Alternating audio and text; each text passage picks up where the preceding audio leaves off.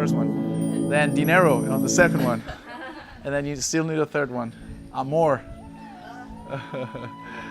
How's it going, man? Good to see you. Nice to meet you. So, okay, so that mat was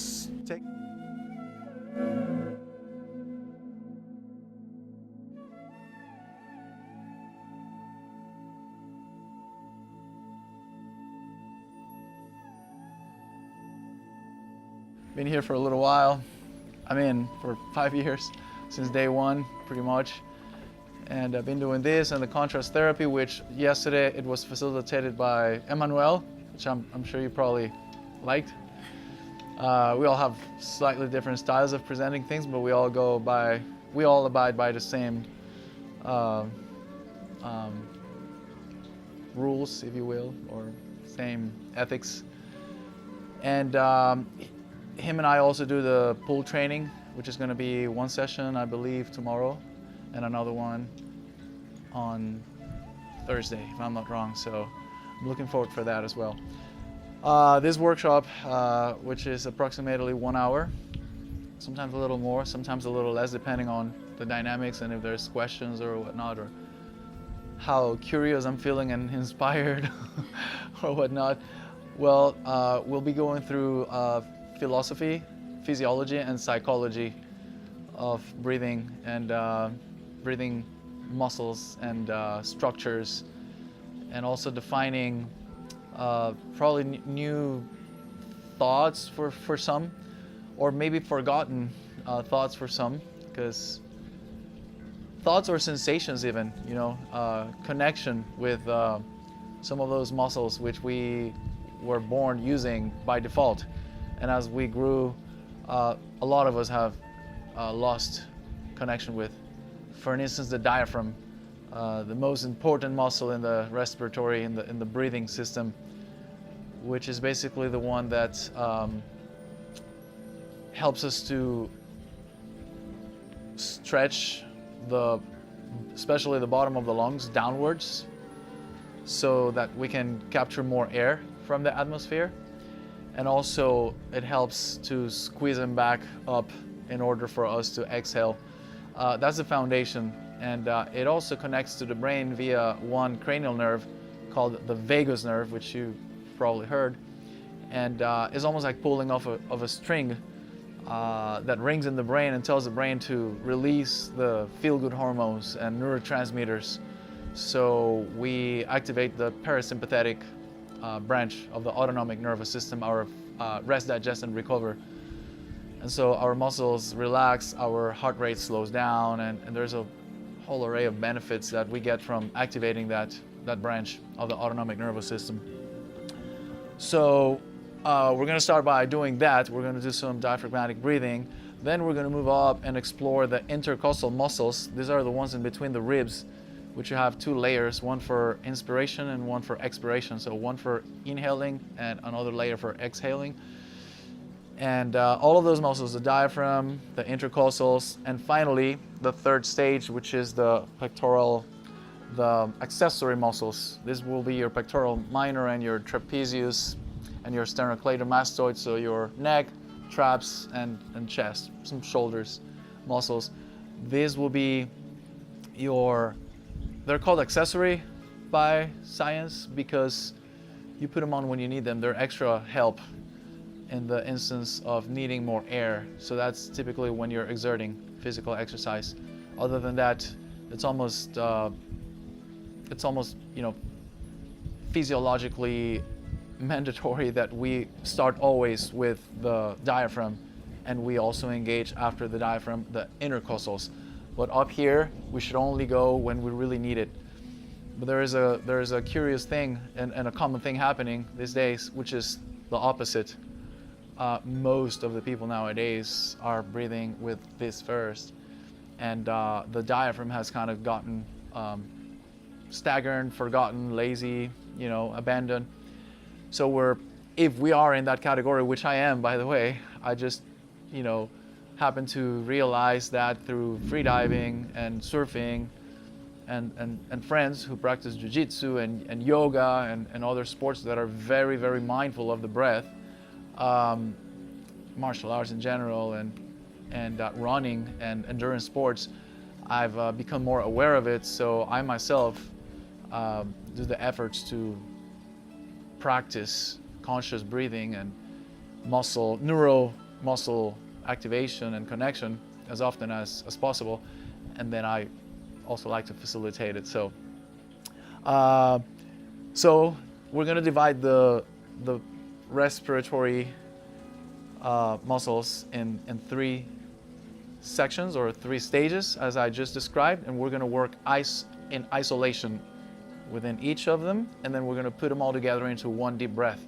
And so we're going to do, like a wave, pretty much, starting at the bottom, finishing at the top, but knowing that, again, bottom and mid, or center, are the ones that we should always, most of the times, should be using, and only if we need them, we put this on, okay? And also we're gonna do 2 breath holds. Breath holding is a practice that's gonna give us a baseline for tolerance to higher CO2 levels in our blood, and also lower oxygen levels in our blood, but mostly higher CO2 levels, because we're not gonna be moving. It's gonna be a static breath hold, so we're not gonna be decreasing our oxygen volume by that much, because we're not going to be demanding that, because we're not going to be moving, but it's going to drop still considerably, depending on how far you take it.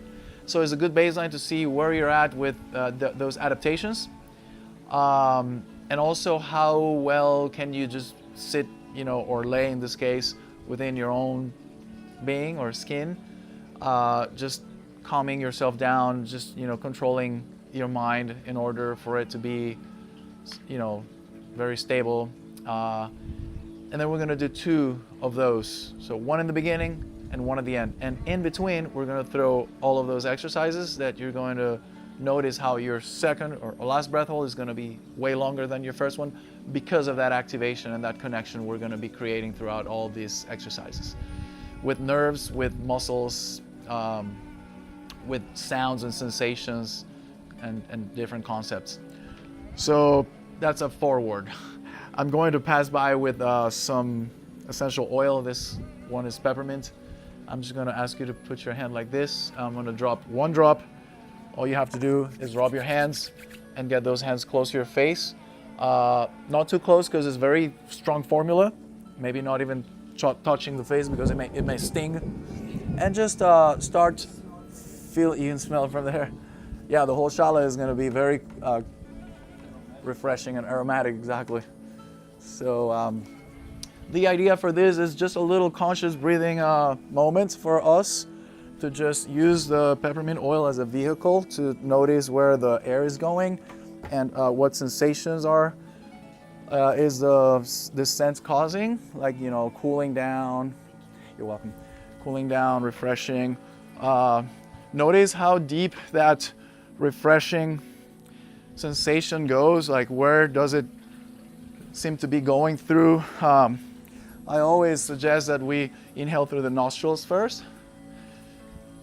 You can also try to run the air through the mouth and trachea for a couple of breaths, but we're going to discuss nasal breathing later, and it's the best thing you can do because of the filtering and humidifying qualities of the nasal passages. But the idea is that we slow down the pace. We try to run it as deep as possible, and deep I mean into the AKA belly, which is actually the diaphragm.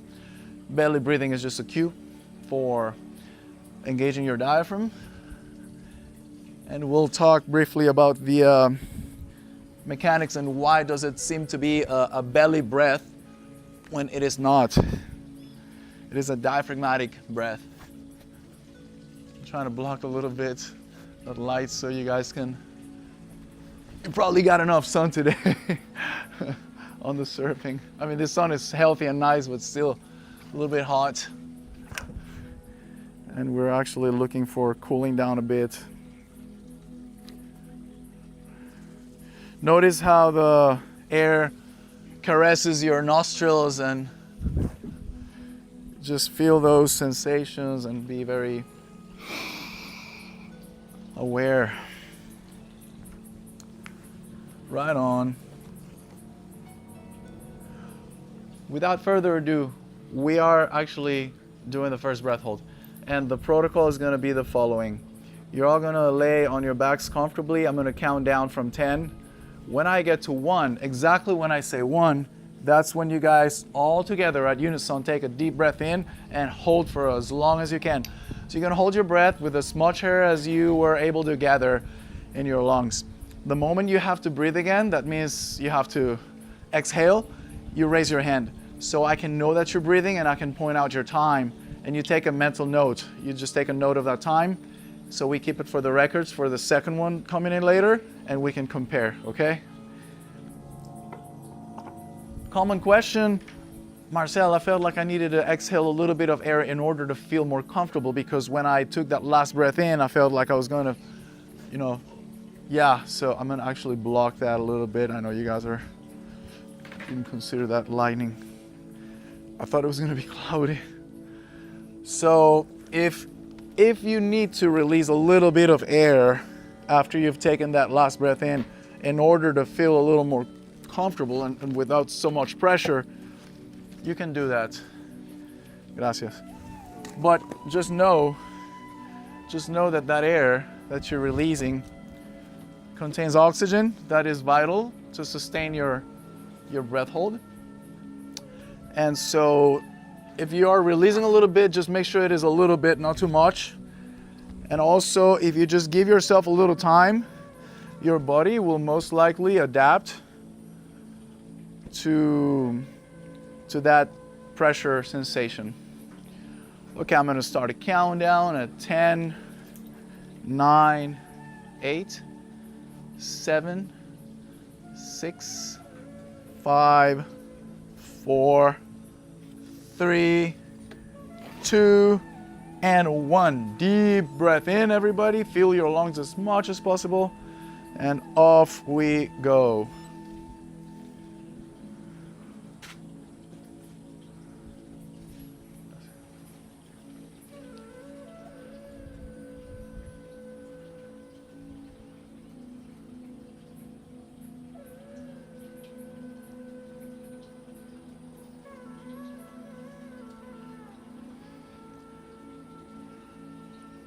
Thirty seconds in.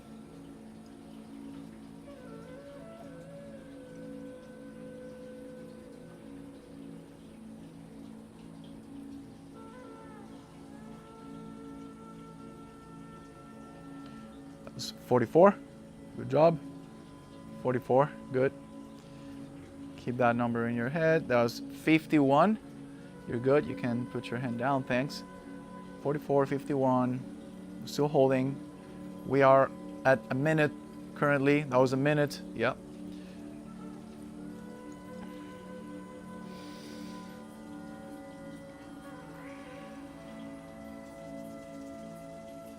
That's 113, 116, 117. Good job, everybody. We still have us 122. Still have a couple people holding. Anywhere close to a minute is a good baseline for the very first one. And you'll see how we're going to get that to, for sure, past a minute on the next one. That was 138. Good job. You push the limits like this, just breathe in and out strong through the mouth to move some air and offload extra CO2 that's been built up in your bloodstream from holding for a longer time. I believe we still have 1 or 2 people holding, and we just got to 2 minutes.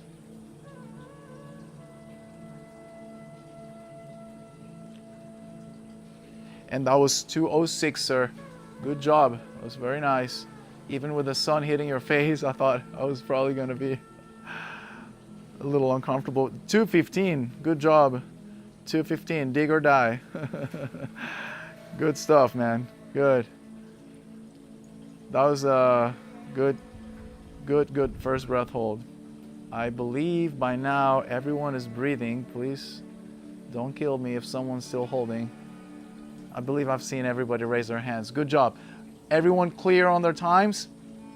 You took that mental note. Okay, great. In that same position we're going to start with the diaphragmatic breathing, which again, it is the foundation, the base of our breath, of the activation of our parasympathetic branch of the autonomic nervous system through breathing. There's no other breath or area that you can tap into that will provide those benefits of lower heart rate, more blood flow to the whole body, more relaxation in the musculature, and there's a list of other benefits, but just to summarize them all into the core ones, those are some key ones. So we're going to use a specific breathing pattern, which is going to be O-shaped lips,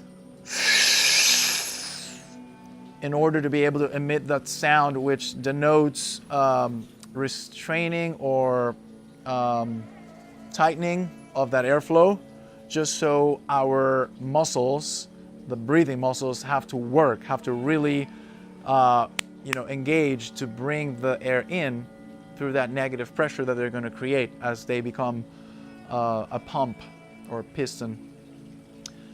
And so that inhale, I would like it to be audible by all of you guys, just as I demonstrated. O-shaped mouth, so you can really feel that, again, there's a restriction on the airflow. Then you lock the air in for a couple of seconds, maybe 3 seconds.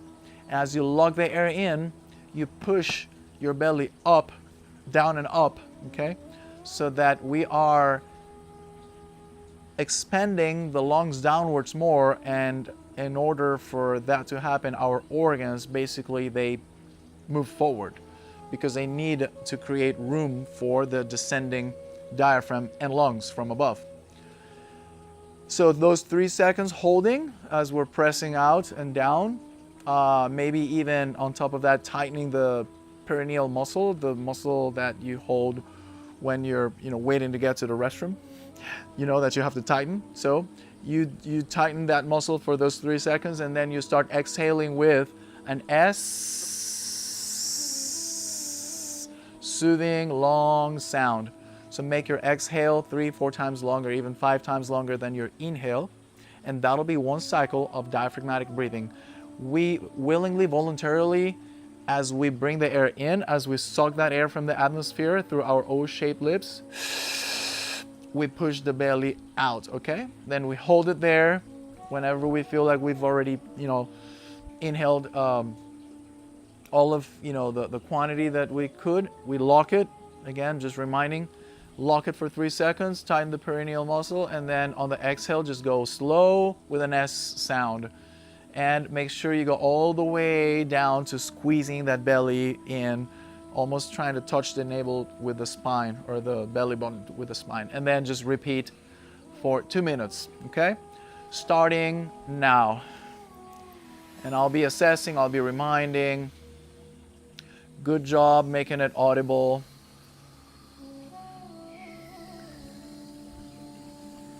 Good job making it audible.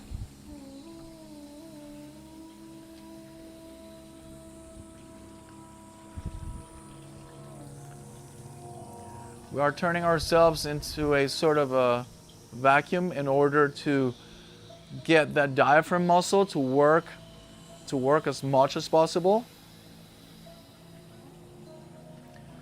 And so the diaphragm muscle, I'm just standing here to block that light. I'm just trying to find ways, and I guess this was the one.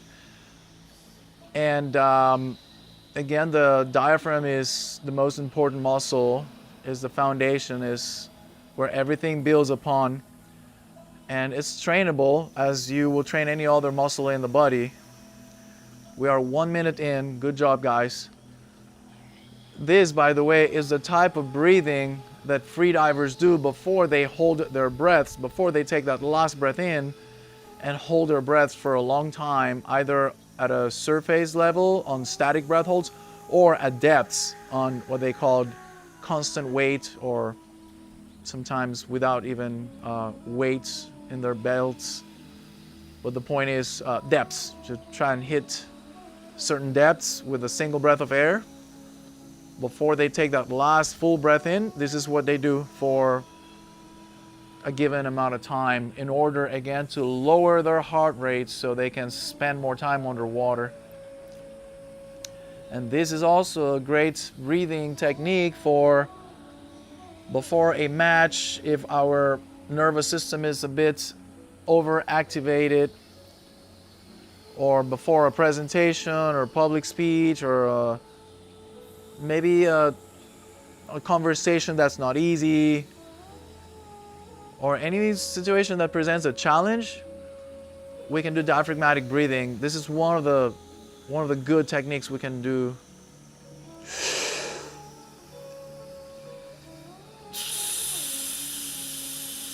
Remember, you can lock the air at the top for 2 to 3 seconds as you keep pressing onto the walls of the lungs. So almost as if you're trying to spit the air, let the air out through the belly button. And what that does is that it increases the pressure inside your lungs. And so the alveoli, or the alveole, is the air sacs that have capillaries in them that are responsible to bring the oxygen into the tissues and cells, will be almost pushed those oxygen molecules in them. We are basically speeding up the oxygen intake by our tissues and cells, to our tissues and cells, by increasing the intrapulmonary or intrathoracic pressures, by pressing out, pretending we want to, again, spit the air through the belly button. Good job, guys. Very, very good. Making it audible, noticeable, tapping into the right area, that lower areas of our lungs. And as you have your eyes closed, visualize the lungs and the bottom. They are wider, right? You can imagine now the shape of the lungs as they have more volume on the bottom. So that indicates, that denotes a higher concentration of alveoles or alveoli. Again, those little round organelles with capillaries in them that are responsible to bring the oxygen into the system. There's plenty, way more of those on the bottom third of the lungs than on the second and third stages up, which means if we are able to expand that area, we'll be reaping more benefits from the air that we breathe in. Good job. I've actually let this go on 4 minutes, which is good. It is good. It's never a bad thing to go a little extra. Let's seal this exercise with a nice sighing or two. 1 or 2 sighs. Or even 3 for good measure. Right on. And it sounds like the rain had just started. Friends, we're going to adopt a sitting position, legs crossed, to keep working on the musculature going up that chain that I described at first. I'm sorry to break your comfy laying posture, but this is the way the workshop goes. You can opt to sit legs crossed or legs forward, however you feel like, or however your body feels more comfortable. But the point is that now we are working in teams of 2 or couples. And the exercise that we're about to do is that one person is going to sit behind, right, that buddy, and press with her hands into the ribs inwards. So firmly pressing into the ribs in order to put resistance on those muscles, the intercostal muscles. A couple minutes ago, I mentioned that we have 2 layers of muscles in between the ribs. One layer is for inspiratory, so they make your rib cage expand. And as the rib cage expands, since the rib cage is attached to the lungs via some, is called the pleura, the layer that covers the lungs, it expands the lungs sideways.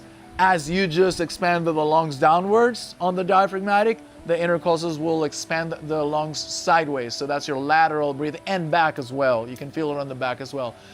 And so there's no other way to train those muscles but to put pressure on them and put them to work, engage them, have them do what they do, that mechanical action, because there's no concentric and eccentric motion, there's no joints or anything that they so let's please pick a buddy and sit behind that person, and just put your hands on his or her ribs.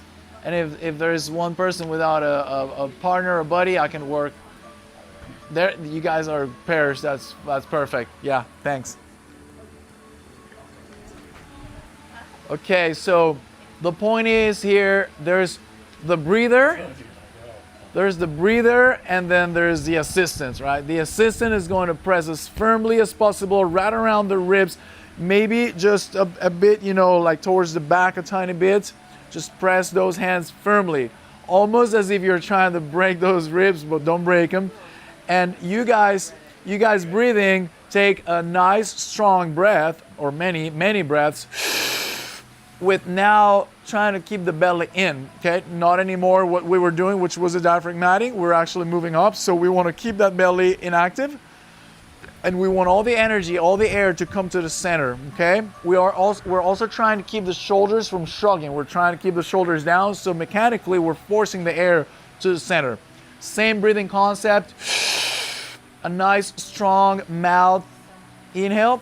Lock it in for a couple of seconds. Press out as if you're trying to make yourself feel or look more robust, almost like hunching over a little bit at the end of the inhale, and then release, okay? Let's do it all together, and I'll keep watching and assessing. Gotta be firm on those hands pressing.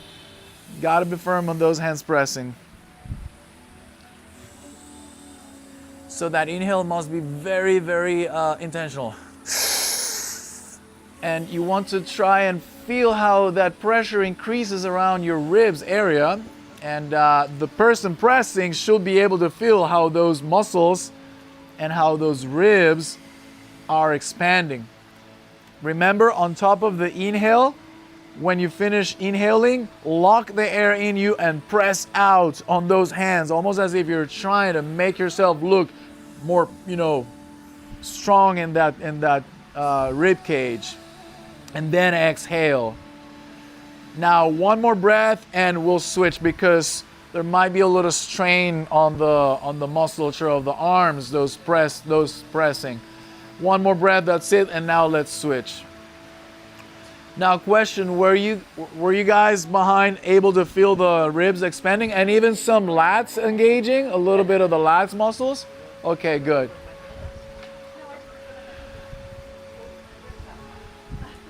Good. Breath training is as important as any other muscle in the body, because there's muscles that our lungs depend on. Okay, 3, 2, 1. Press firmly and let's breathe.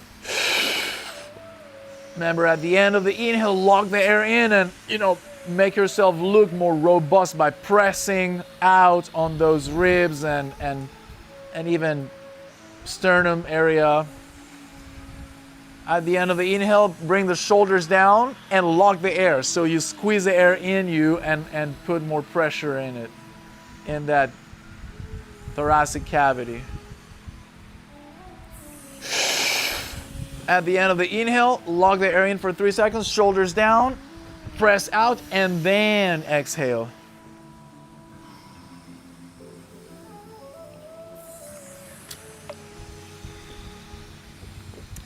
You guys pressing on the back are able to feel the ribs and the musculature in between the ribs activating, guys? And some lats as well, right?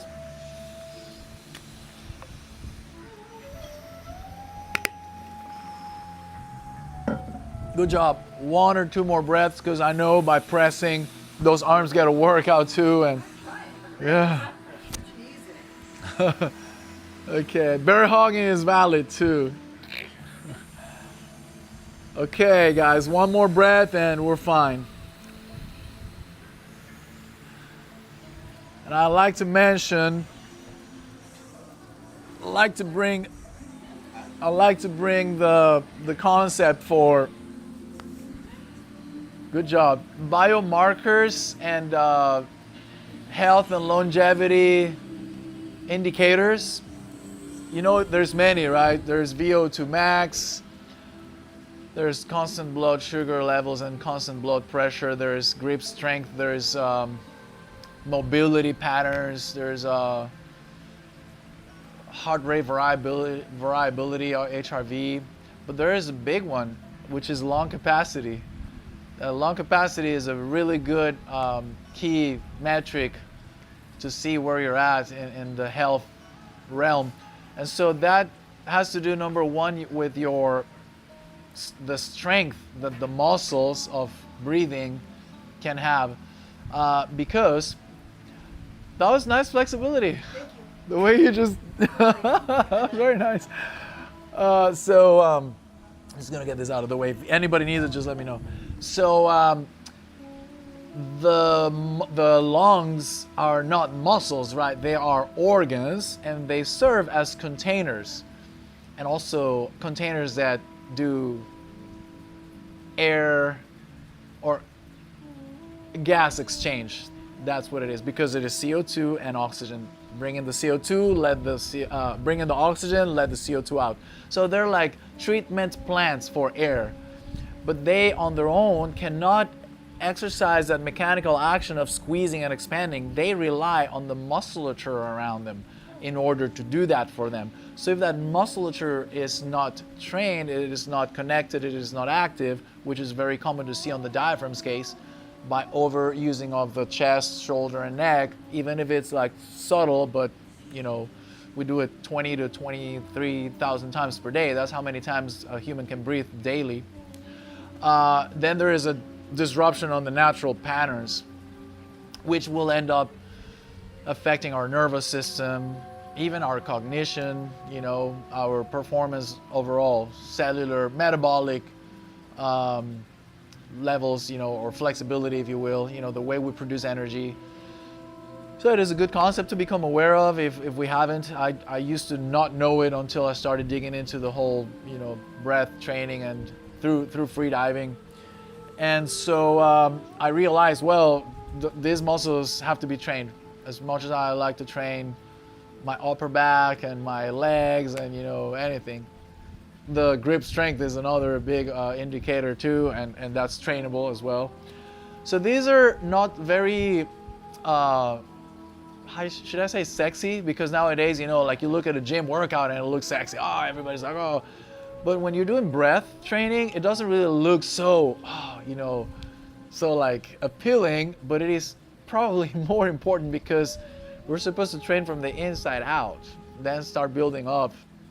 But like as much as, you know, core muscles and well, diaphragm is part of the core pretty much, you know, it actually starts right there, and then you have the pelvic floor, and then you have everything that's around the core, you know, like the abdominal region and the obliques, you know, the lower back and whatnot. But the core starts in your diaphragm pretty much, and that's the foundation. So when you have a good core, you start building up towards the periphery, and that's fine. Everything else, but to start where we need to, it's a good idea. So breathing is one way to do that.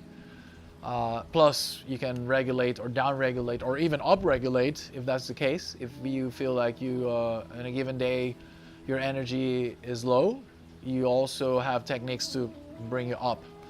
In fact, I really like this concept for this breath guru. I think it's Dan Brule who introduced the concept of the three types of the three categories of breath in relation to the activation of the nervous system. I think he called it coffee, water, and whiskey. And I know some people will say, but why whiskey? You know, like nowadays alcohol is being, you know, talked about as a not so positive thing anymore. Anyhow, whiskey will always be, you know, related to like, oh, you know, whiskey after work, or even our grannies used to have a little whiskey to go to bed, or even give it to the babies with a little milk in some cases, yeah. So anyhow, just because of that, you know, cue for realization. So yeah, you got the whiskey breaths, which is basically what you were just doing. Diaphragmatic breathing could be considered a whiskey breath. Your water breath is just regular, you know, tidal breath, just, you know, without modifying the intensity much. And then you have the coffee breath, which are the techniques like the breath of fire, and there's one called the bellows breath, as that tool that's used to be like ancient tool to blow air into the fire. And these are like faster pace, shorter, and sometimes including a little bit of the mouth, and so they upregulate you. So breath could go in many ways for modulating your nervous system. It's very interesting. But we're trying to focus mostly on the connection of the musculature, and there's definitely a result or byproduct for downregulation or relaxation as we do so. We're going to keep going up. The intercostal, by the way, could be done on your own. Also, you can just press on your own ribs. If that's the case, you're solo at home and you want to do some breath training, just press on your own. But it's nice when you have somebody. There is even breath tools, breathing training tools. There's a thing called the breathing belt, which is basically a form of a, like almost like a weightlifter's, and you just tight it. You have different levels of tightness, and you just breathe into it.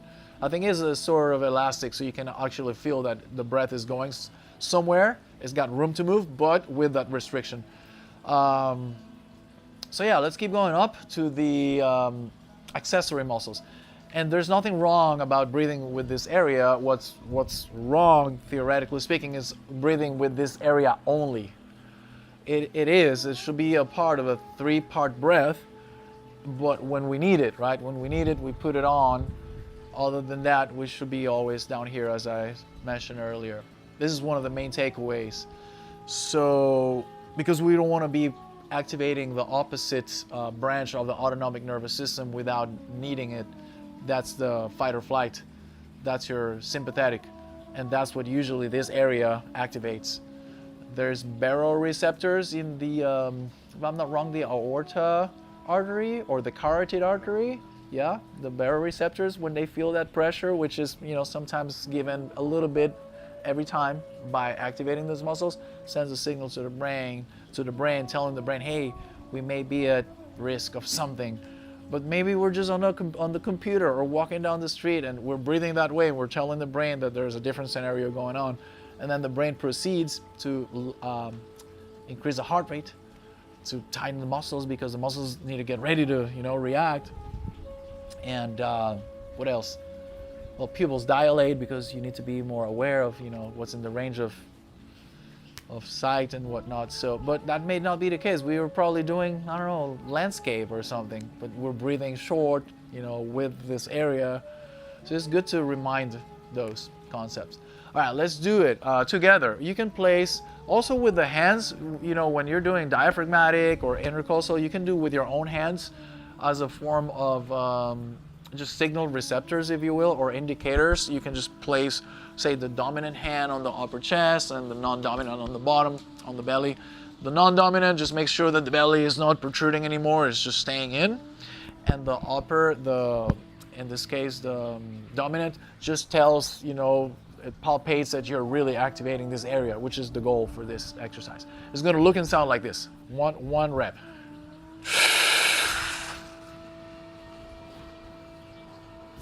I'm puffing up my chest at the end of the inhale, blocking the air in, finally letting the air out. So after I finish my inhale, I squeeze as much as possible in, finish the inhale, bring the shoulders down, roll the shoulders back, so puff up your chest, feel that nice little pressure. You can even top it off by just doing some gentle, taps on your sternum, chest, pectoral area, and finally let go. Same breathing pattern for the last two, okay? Let's do it together. 3, 2, 1. Shoulders down, shoulders back, puff up your chest, maybe gentle tapping. Just make sure that you feel that nice pressure, and the tapping is usually to reaffirm or reiterate that we have the air in the right container. Let's do it. Let's keep doing it. Remember to let those shoulders down at the end of the inhale.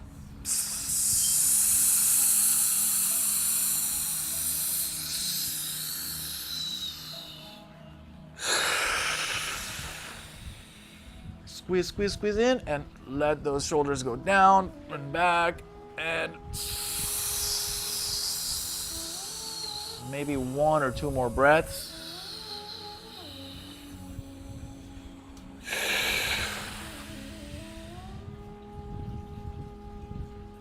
Some of that pressure is probably felt even lower, maybe in the upper ribs. It's normal, but most of it is felt on the upper ribs.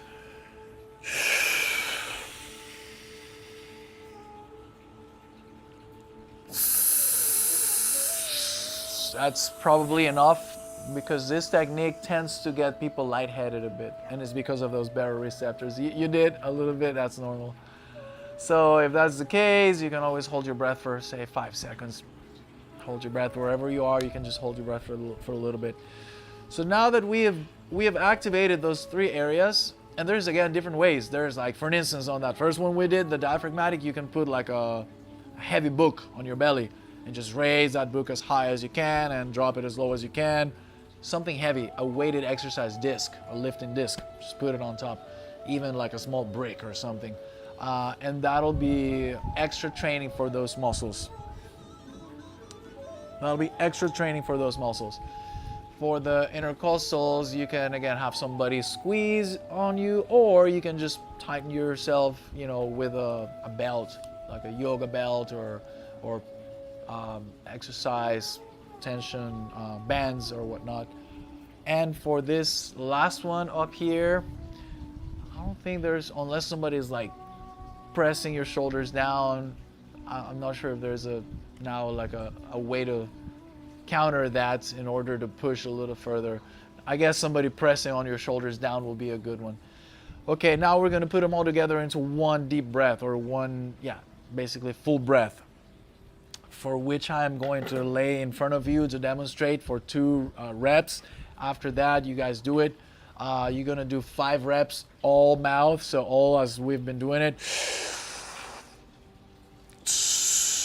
But then after those 5 reps, you're going to switch to nasal breathing. I'd like to know if anyone has deviated septum or any obstruction in any of the nostrils. Both nostrils are kind of blocked, or only one? Okay. By the way, naturally, our bodies clog one or the other every certain amount of hours. There is a thing with, our bodies autonomically doing that. I think it has to do with the homeostasis that our bodies are always looking for, achieving a certain balance. And so since every nostril, if you tell this to a ear, nose, and throat doctor, is gonna go like, because I've had that already. But in the realm of the more esoterical, energetic, holistic field, the yogic world, the Tibetan, they understand in their cosmology, the nostrils are connected with the brain hemispheres. So, and they're in a cross pattern. So the right nostril, which by the way represents the sun and masculine energy, controls the left brain hemisphere, which is more numbers.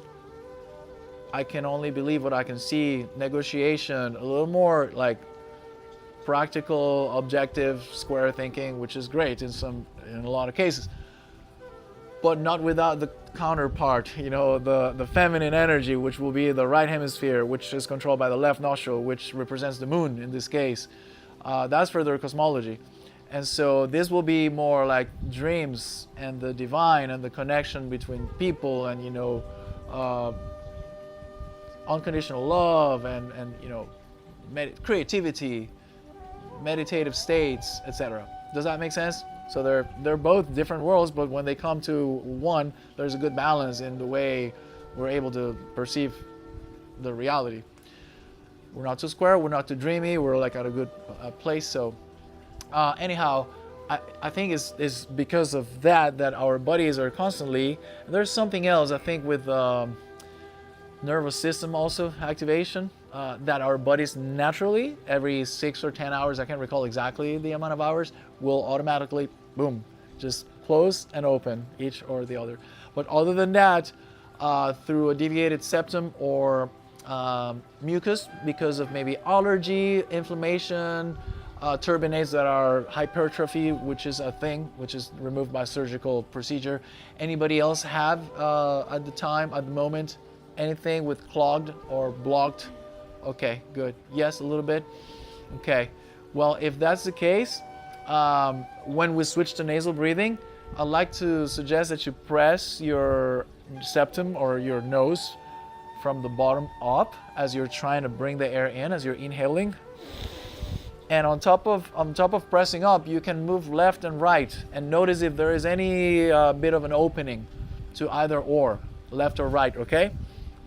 As you inhale. You can also kind of block with the thumb and pinch with the index, okay? And pull that nostril to the side, so the opposite. You can notice by the sound that there's different flows of air, so you can do that too. Okay, there's that technique called the alternate nostril, annulum velum in yoga, or nadi sodhana. There's variations that are also meant to work with the two hemispheres. Anyhow, if you have a little bit of obstruction, just try to work in those with those little hacks in order to achieve the goal of breathing through the nostrils. We're gonna do 5 mouth and then 5 full nasal, and then we're just gonna breathe diaphragmatically again, as we did in the beginning, to prepare for the second and last breath hold. So what we're doing now is connecting the 3 stages into one, and then transitioning to nasal breathing, calm, cool, relaxed, and then finally diaphragmatic, to finally, land on that breathe up preparation for number 2 breath hold. I'm gonna demonstrate really quick. By the way, as you guys exhale, leave the belly for last, so you are exhaling in the opposite order as you're inhaling. So with that, you're exercising more control over your physiology. Positive control, right? I mean, connection and control. It's gonna look and sound like this.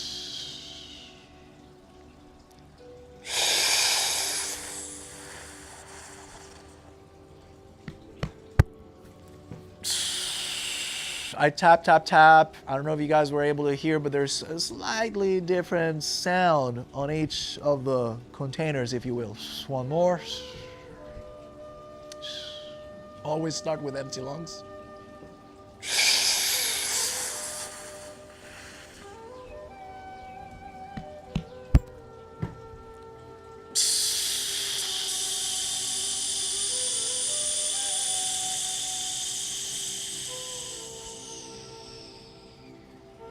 Leave the belly for last. I think I emphasized more on this one. I kind of forgot on the first one.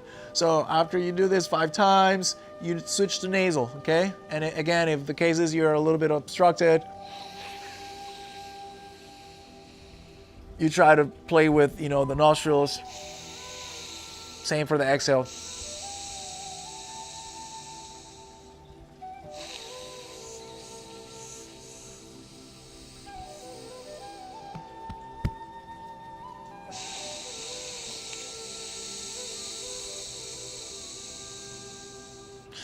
CO2, by the way, is a vasodilator. So when you do little breath holds and try to force the air through your nostrils, that CO2 running through the nostrils will help the capillaries to dilate and to decrease inflammation sometimes. So, let stuff that's, inflammatory byproducts that are obstructing to kind of flush a little bit. Okay, let's do it. And so we know is 5 times mouth, leaving that belly for last. And I sometimes remove the bolsters just to try to have you guys more neutral. I don't know if you mind me doing that, and just try to, I'm just gonna one by one put them back where they belong so you guys can feel a difference. More neutral position, at least in the cervical area. Yeah, sorry.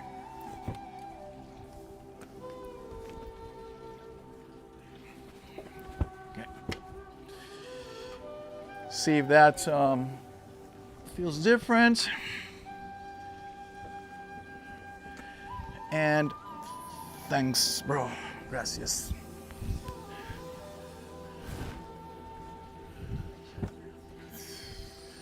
Awesome. Well, let's start at the count of 1, 2, 3.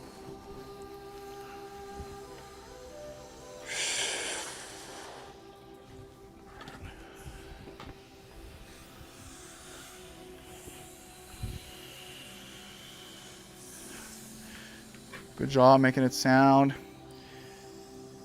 Do you want me to take this, or your foot is good resting on that? Yeah? Okay, no worries.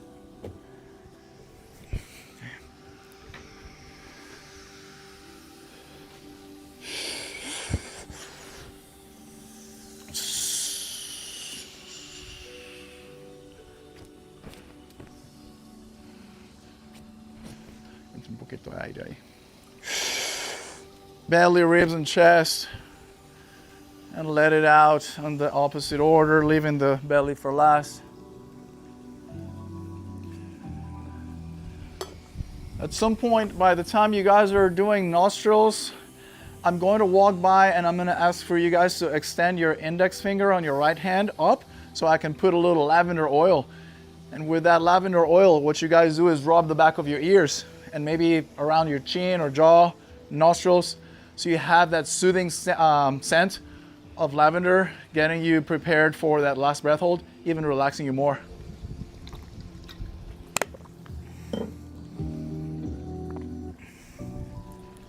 Okay, I'm gonna start over here, my friends. Just rub the back of your ears and maybe finish with a little bit of your around the nostril area, chin, jaw, neck. Sorry. I'm gonna walk through here. You're good. Ma'am? A little lavender oil. Yeah. Rub the back of your ears.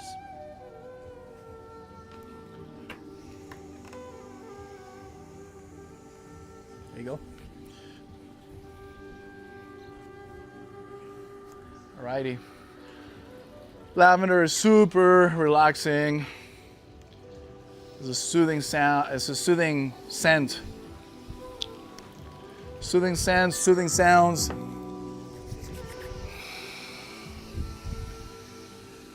I believe we have gone through 5 3-stage or 3-part breaths through the mouth and also through the nostrils, right?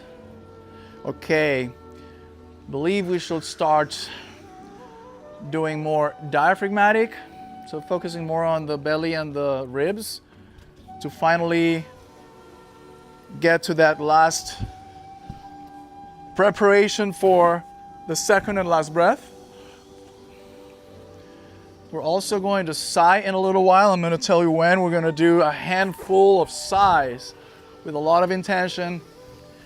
And for this next breath hold, by the way, I can't let you do it without reminding or pointing out at a couple of tools that are very handy for breath holding.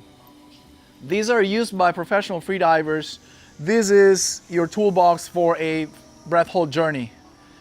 The very first one is the body scanner. The body scanner concept is brought from Yoga Nidra, the type of yoga that's very plays a lot with the body awareness or body consciousness. So the body scanner, you basically imagine that there is a scanner going from head to toes and from toes to head. And as that scanner, virtual scanner, goes through, you let go of any unnecessary tension as small as it is. You may find tension maybe in your hands, you know, as you're holding your hands in a certain position where they should be maybe laying against the mat, looking up like a Shavasana yoga pose. Or if there's a foot or a leg that's still kind of holding a little tension to stay in a certain position, you just literally disconnect everything, just let go, you're good. Try to stay as neutral as possible, as if you have a plug that connects to your musculature and you just unplug that. So all your musculature goes loose and soft. So that's the body scanner. Second technique will be your visualization, which is probably one of the most important ones. Guys, any hobby or sport or art form that you like, that inspires you, it could be anything from dancing, painting, cooking, running, cycling, swimming, playing tennis, surfing, designing something, sculpting. Just visualize yourself as you hold the breath vividly, like if it is a movie, your own movie, playing with the best version of yourself, delivering that performance. Again, it could be a dish that you're cooking with amazing visuals and flavors and healthy ingredients. It could be a dance or a maneuver or a best personal at a given sport, a technique that you've been perfecting and now it's just nice and clean and you can see it playing in your head. Okay, so do that if you like. And lastly, you can do stuff like focusing on the music or the water sound on the background, or if there's birds singing, any sounds or sensations that are pleasant. You can just focus and try and imagine those, try to give it a shape. See how that plays in your mind. And ultimately, your own technique. If there's anything like a mantra that you like to recite, positive self-talk, like a phrase, I got this, I'm strong, this will always be helpful as well.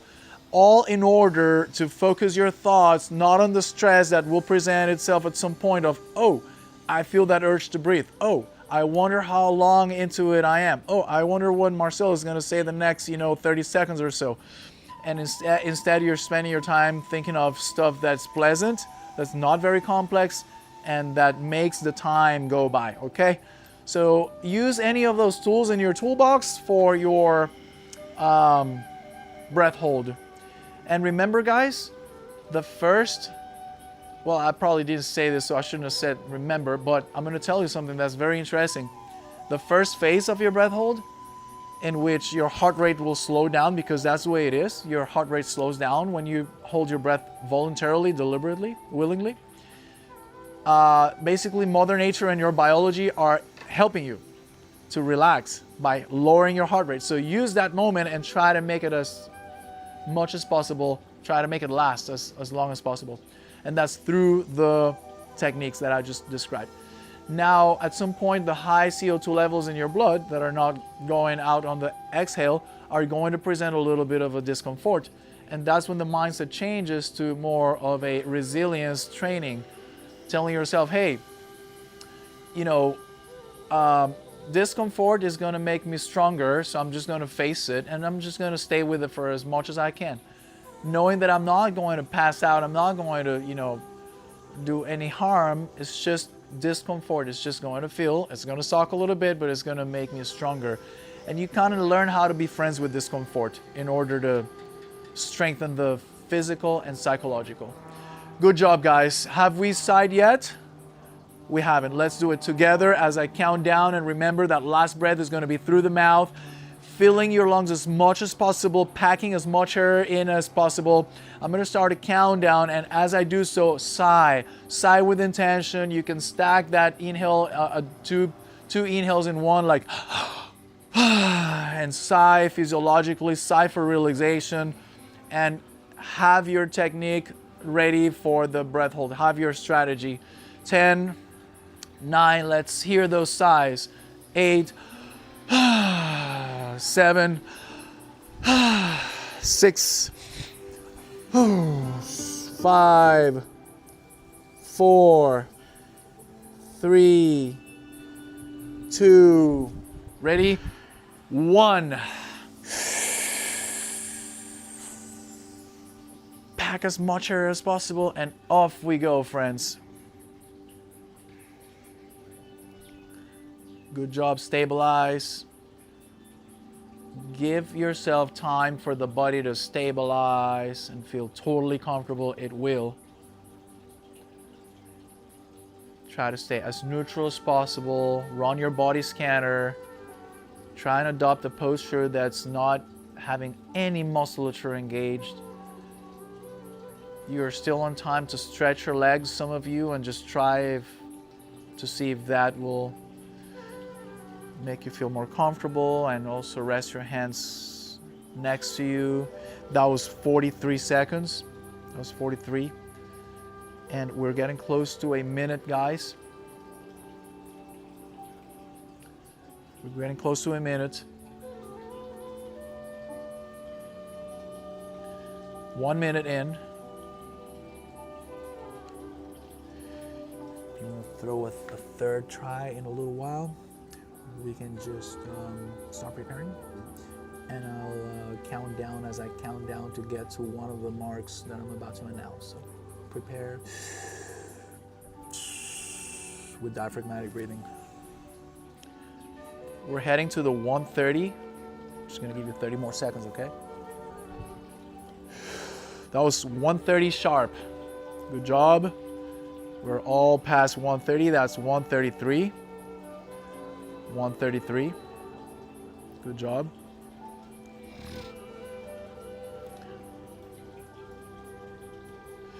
So that's 145, 146 actually. And 2 minutes coming up in 5, 4, 3, 2, 1. That's 2 minutes sharp. Good job. We just passed the 2 minute mark. That's 2:05, my friend. That's 2:10, lady. Good job. Breathe in and out those who are breathing now and move a lot of air. Move a lot of air through the mouth just to offload extra CO2. Ma'am, 220, beautiful. Wow, beautiful. Just breathe through the mouth, in and out strong to offload extra CO2 accumulated in your bloodstream. We're at 230 currently, so you're 30 seconds in, good job. That's 238, it's a family affair. Good job, 240. 237 and 240. Good job, guys. Closer to 3 minutes. That's very nice. Take mental notes of those times and realize how much longer you went on this second one. That's 57. Increase it for a bit. That's good. That's what we're looking for. Increase those tiny increases. And we just passed the 3 minute mark and we have our friend here still holding at 310. And I can see a beautiful physiological trait, which is the diaphragmatic contractions, which is something positive. The diaphragm on its own is pushing for the restoration of breath, pushing oxygen towards the brain to keep it stable. We're at 325 currently, still holding. 330. Going past 330, heading into the 340. Currently at 340. Amazing, and I can totally tell it is real because the diaphragm, it's trying to restore respiration. 350 and 350 sharp. Breathe in and out strong through the mouth. Let those breaths to be audible, noticeable. There you go. Faster pace through the mouth. So you offload extra CO2 that was accumulated in your bloodstream. Good job, man. Good job. Very nice. Wow. We broke the 3 minute mark today, which is beautiful, and we did it by 50 seconds, 350, almost 4 minutes. Very nice, very nice. You could see the diaphragm is almost like inner hiccups, right? That sensation of swallowing starts, and then the diaphragm on its own starts contracting and expanding as a autonomic response. Very nice, guys. Very nice. Friends, good job. We're gonna take a sit and just wrap it up.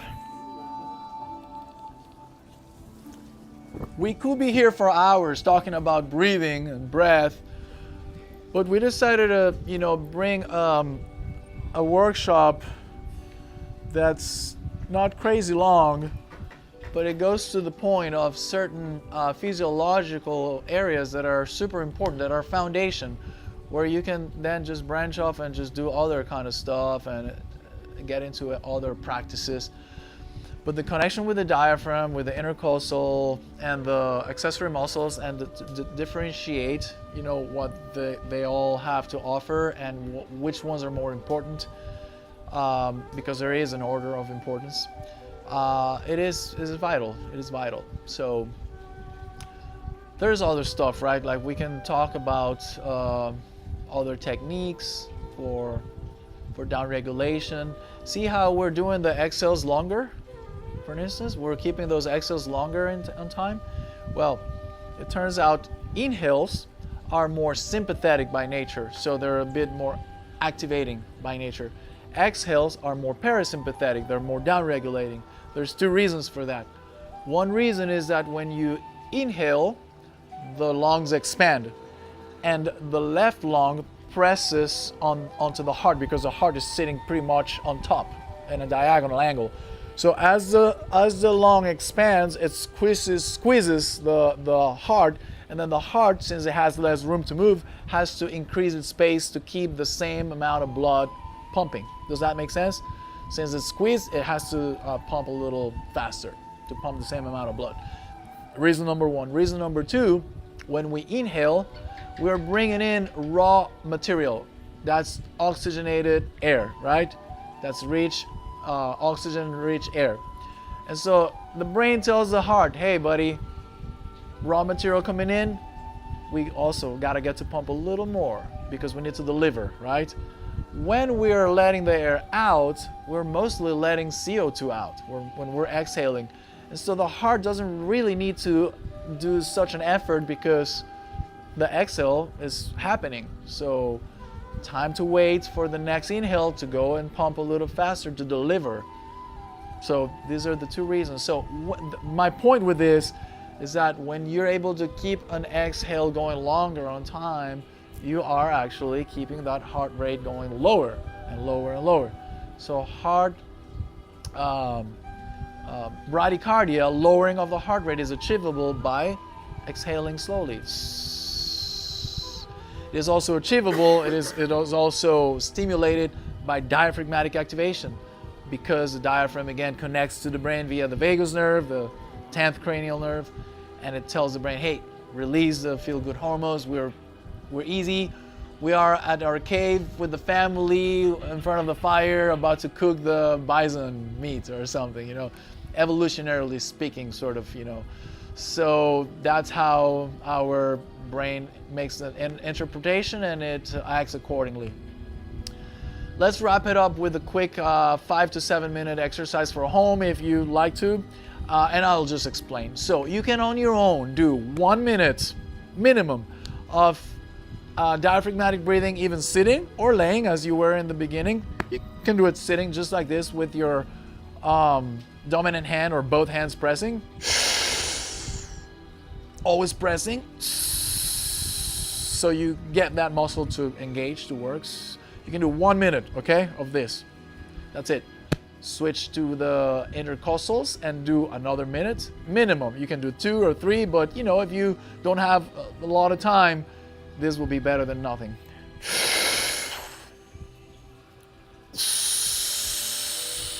That's 2 minutes. Finally, the third stage up here. And although this area tends to be more sympathetic, when you're doing it with intention, expanding, it actually ends up being more, it tends to lean more into the relaxation, regardless of being an area that's more related to the sympathetic or rest, fight or flight. Okay, that's 3 minutes. 1, 2, and 3. Now 1 more minute of full or deep breaths, even sitting.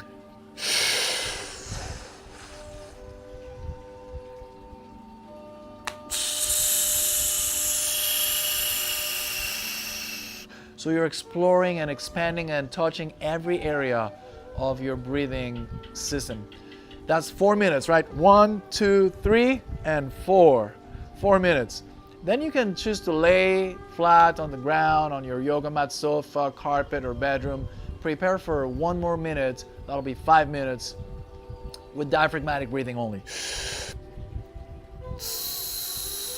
And have your stopwatch or your cell phone ready at 0, 0, 0. Take that last breath in. Always start with empty lungs. Squeeze, squeeze, squeeze. Your full lung capacity.